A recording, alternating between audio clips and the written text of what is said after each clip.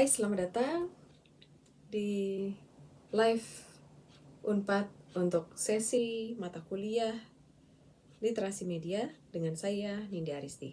Nah, pada sesi kali ini kita akan membahas yang terkait dengan konsep dasar literasi media. Ya, pada sesi ini merupakan sesi pengantar bagi teman-teman semua untuk dapat mempelajari mengapa pentingnya kita membahas literasi media yang walaupun sekarang saya yakin teman-teman semua itu sudah sangat paham, sudah sangat mahir untuk bisa mengoperasikan beragam perangkat media atau perangkat gadget yang ada di sekitar teman-teman atau yang teman-teman miliki. Ya, namun sebelumnya kita perlu tahu dulu tentang konsep dasar dari apa yang dimaksud dengan literasi media. Oke, untuk awal kita harus mengetahui sejarah dari perkembangan literasi media. Sejarah literasi media ini sudah ada sejak tahun 1960-an, bahkan mungkin sebelum tahun 1960, di mana ada beberapa tokoh yang memiliki ide dan juga gagasan terkait dengan bagaimana media dapat memiliki peranan yang begitu berdampak besar bagi masyarakat.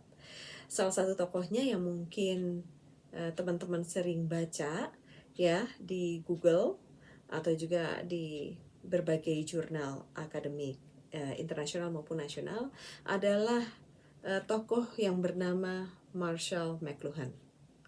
Pernah dengar kan? Nah, Marshall McLuhan ini terkenal sekali dengan sebuah frase, sebuah kalimat yang dia sampaikan dalam bukunya, yaitu medium is the message.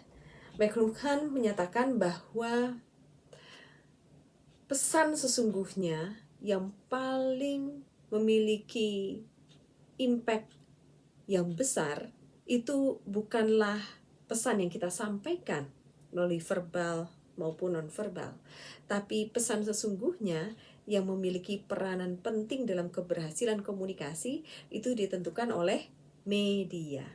Ya, sesungguhnya media itu merupakan pesan itu sendiri. Bagaimana kemudian media memainkan peranan itu juga bisa memiliki dampak tersendiri bagi orang atau audiens yang menjadi target dari media tersebut. Selain itu juga ada eksperimen yang juga dilakukan di berbagai universitas yang terkait dengan kajian media. Salah satu contohnya adalah bahwa pada tahun 1990 hingga 1995 ada sebuah studi yang memfokuskan bagaimana pentingnya literasi media itu dibutuhkan. Memang studi ini pertama kali dilakukan di Amerika Serikat. Namun penelitian tersebut juga membakar dan juga mendorong semangat bagi para akademisi lain di seluruh negara untuk kemudian mengkaji bagaimana peran media di dalam masyarakat. Ya, dan juga bagaimana masyarakat membutuhkan sebuah kemampuan khusus yang terkait dengan melek media. Itu pada tahun 1990 hingga 1995. Berlanjut sampai hingga tahun 2000 ya, di tahun 2000 hingga 2010 itu literasi media juga masih banyak dikaji oleh beragam akademisi, baik dari Amerika, dari benua Eropa maupun juga dari Asia. Pengkajiannya adalah terkait dengan masalah literasi media yang memiliki kesenjangan antara negara-negara maju dan juga negara-negara berkembang seperti di Indonesia.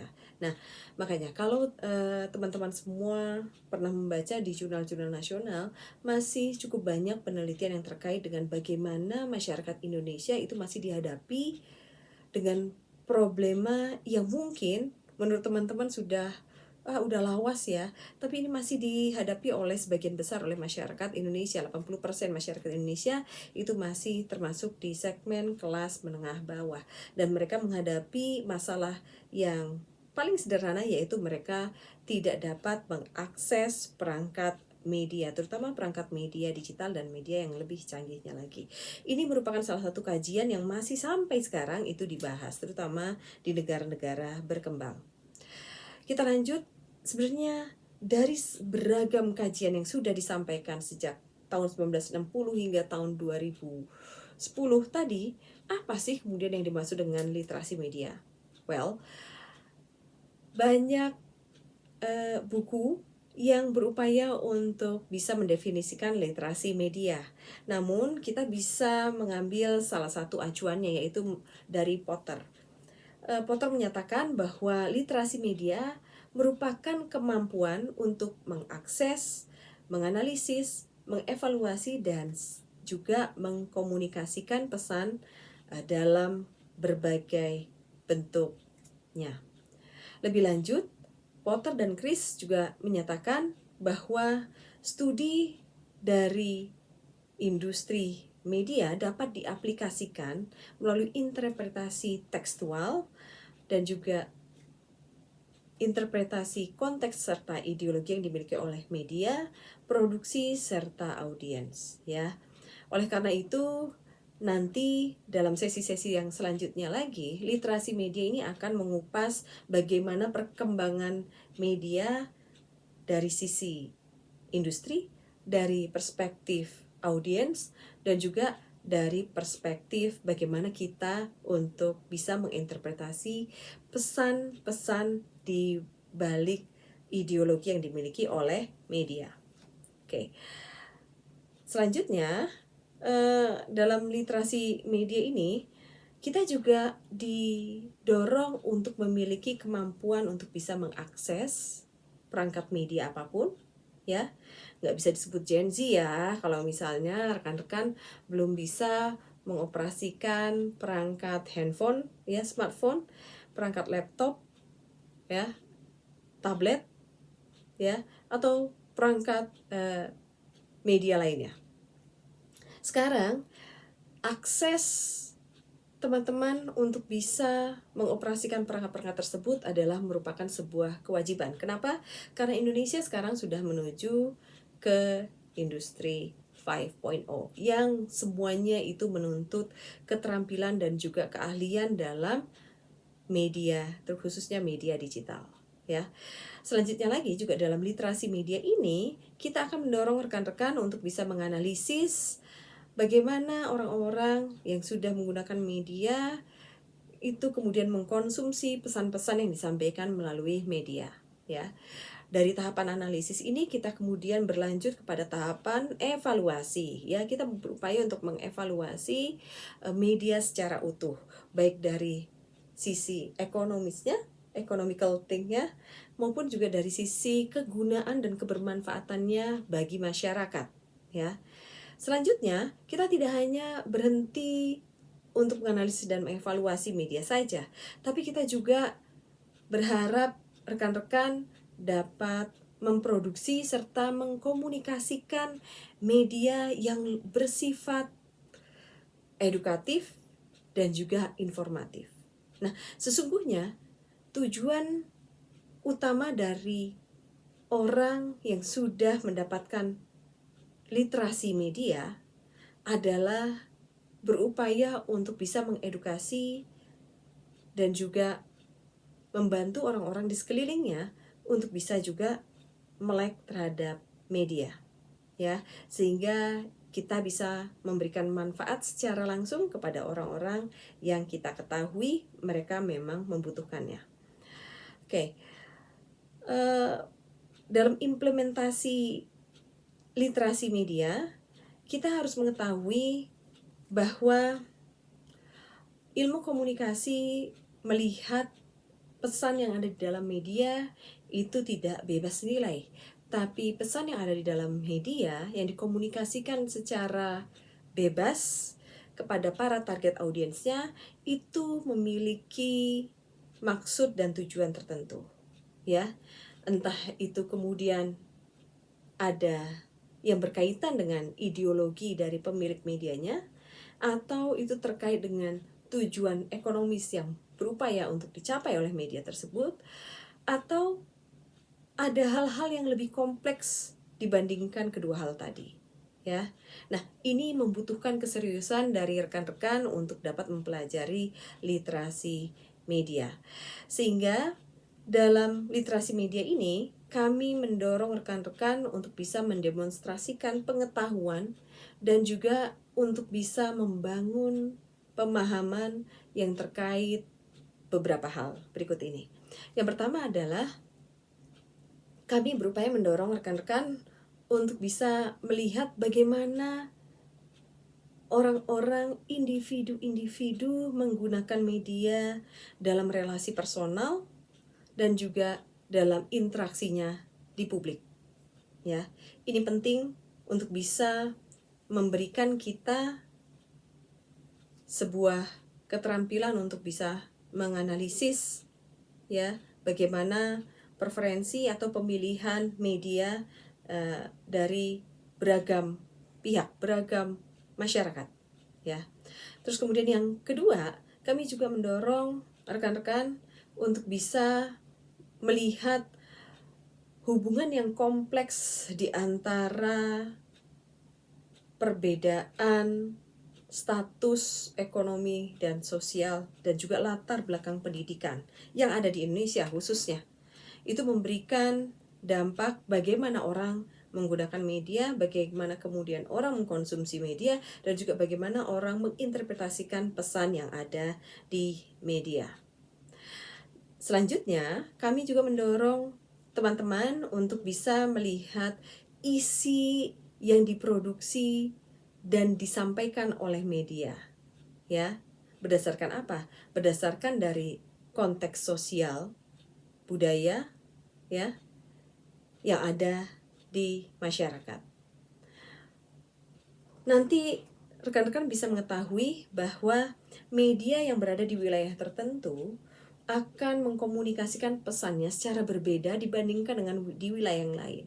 Ya, hal ini juga terkait dengan bagaimana cara penyampaian atau penggunaan kata di media yang berlatar belakang dari perbedaan status ekonomi dan juga sosial. Ya, bagaimana kata sapaan di dalam media tersebut itu bisa mencerminkan dan juga bisa menggambarkan tentang latar belakang sosial ekonomi seseorang. Oke. Yang keempat selanjutnya adalah tentu kami juga tidak menutup diri bahwa untuk keberlangsungan dan keberlanjutan dari sebuah media tentu harus ditopang oleh manajemen dan pengelolaan media sebagai sebuah industri secara baik. Sehingga di sini kami juga mendorong teman-teman untuk dapat mempelajari media dari sisi komersilnya, dari sisi bagaimana media itu mencari keuntungan, ya, dari sisi bagaimana kemudian media menyediakan slot-slot bagi para perusahaan untuk dapat mempromosikan perusahaannya tersebut melalui media-media. Ya, dan selanjutnya adalah kami berharap rekan-rekan semua dapat mendemonstrasikan kemampuan untuk bisa menggunakan media sesuai dengan tujuan yang ingin dicapai. Tentu kami harapannya adalah tujuan yang ingin dicapai oleh rekan-rekan semua itu dalam praktek literasi media adalah terkait dengan tujuan edukasi kepada masyarakat atau informasi yang terkait dengan program-program yang dibutuhkan oleh masyarakat. Sehingga dengan begitu, rekan-rekan dapat menyisir dan memilih serta menetapkan audiens yang secara spesifik dengan penggunaan media tertentu. Ya. Nah, untuk selanjutnya tentu teman-teman berpikir dan bertanya-tanya, kenapa sih kalau misalnya saya sudah paham, sudah mampu, dan sudah mahir menggunakan perangkat media apapun, gadget apapun, kenapa saya harus belajar literasi media? Ini jawabannya, ya. Potter menyatakan bahwa the importance of media literacy, ya, learning the media literacy adalah untuk memberikan kita kontrol, ya. Kontrol dalam hal apa? Setidaknya kontrol dalam bagaimana kita mengkonsumsi media. Bagaimana kita memilih media yang tepat untuk kebutuhan kita.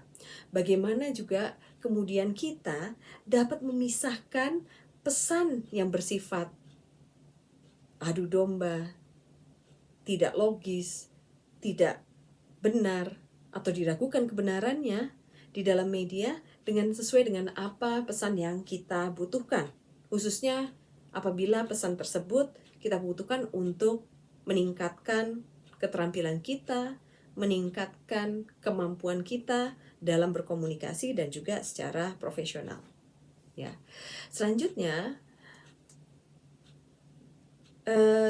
selain dari kontrol, kita juga perlu mempelajari literasi media karena pesan di dalam media itu bersifat manipulatif, teman-teman. Ya. Jika Anda berpikir bahwa seluruh pesan yang ada di media itu bersifat hanya hiburan saja atau bersifat netral saja, well, you know what? Think again. Pesan di dalam media banyak yang mengandung kepentingan dari pihak-pihak tertentu. Ya, sehingga kita harus cross check lagi, harus kita telusuri lagi, harus kita pertanyakan lagi apakah betul pesan yang disampaikan itu ya sesuai dengan data dan juga fakta yang ada. Ya. Terus kemudian yang selanjutnya, kepentingan atau urgensi kita untuk mempelajari literasi media adalah kita diharapkan tidak menjadi pion-pion di dalam industri media saja. Namun, kita justru bisa menjadi seorang audiens yang aktif dalam mengemas pesan yang ingin kita sampaikan melalui media. Khususnya kalau rekan-rekan aktif di media sosial, kita dapat mengemas pesan yang lebih humanis lagi, lebih bersifat dan berisikan edukasi lagi, atau lebih bersifat hiburan, atau lebih bersifat informatif.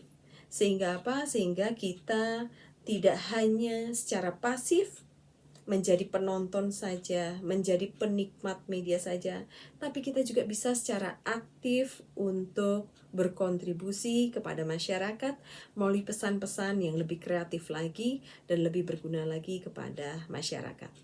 Ya, oke rekan-rekan, sekian dulu dari saya untuk sesi pertama terkait dengan konsep dasar literasi media.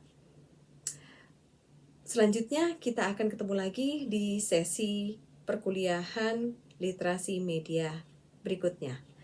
Nah, jangan lupa rekan-rekan juga diharapkan untuk tetap membaca rujukan yang telah kami siapkan di Live Unpad.